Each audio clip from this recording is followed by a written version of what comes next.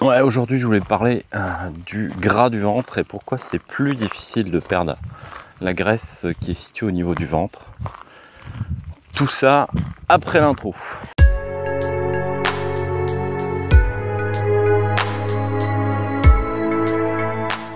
Voilà, aujourd'hui je voulais parler du gras, de la bidoche. Pourquoi ce gras situé au niveau du ventre est beaucoup plus difficile à perdre que le reste du gras que vous avez sur vous. Eh bien, il y a plusieurs raisons à ça. Dans le corps, en fait, vous avez plusieurs types de cellules graisseuses, de différents types.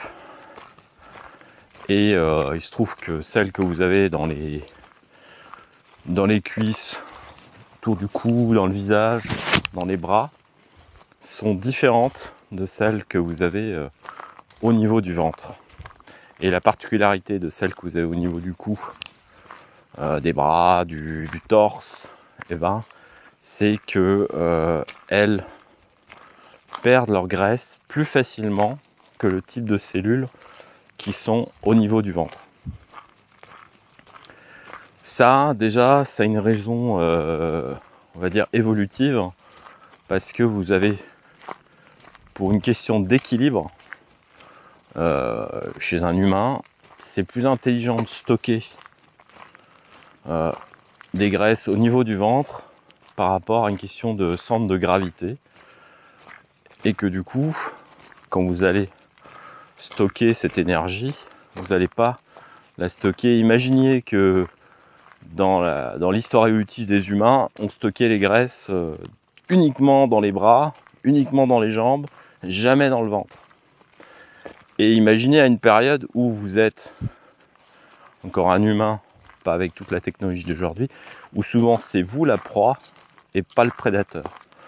Donc si vous stockiez vos graisses n'importe comment, imaginez prendre la fuite ou vous déplacer si vous avez des jambes énormes, des bras que vous pouvez même plus bouger, et du coup voilà, c'est une raison évolutive en fait pourquoi les graisses sont au niveau du ventre, parce que c'est quelque part c'est la meilleure zone pour stocker la graisse sans atteindre vos chances de survie, parce que vous allez encore pouvoir bouger, vous allez encore pouvoir... Par contre, effectivement, si vous atteignez des stockages de graisse monstrueux, c'est-à-dire que vous êtes à 40-50% de graisse sur votre corps, là aussi, en fait, toutes les cellules graisseuses débordent et vous êtes énorme de partout. Mais les gens qui vous racontent qu'on peut perdre spécifiquement la graisse du ventre par des techniques particulières ou quoi que ce soit, là je ne parle pas de liposuction, hein, je vous parle de techniques alimentaires, en fait vous mentent. Quand vous allez faire un régime, vous allez toujours perdre préférentiellement d'abord par exemple les graisses qui sont autour du visage et les bras, le torse, les jambes, et un peu plus tard, quand vous aurez déjà épuisé les graisses qui sont dans le haut du corps, le bas du corps, là vous allez taper dans le ventre. Après, tout dépend aussi pourquoi vous avez des ventres. Vous pouvez avoir en fait plusieurs niveaux de graisse. Vous avez la graisse sous-cutanée, celle qui est juste sous la peau. Donc celle-là, c'est pas la plus dangereuse.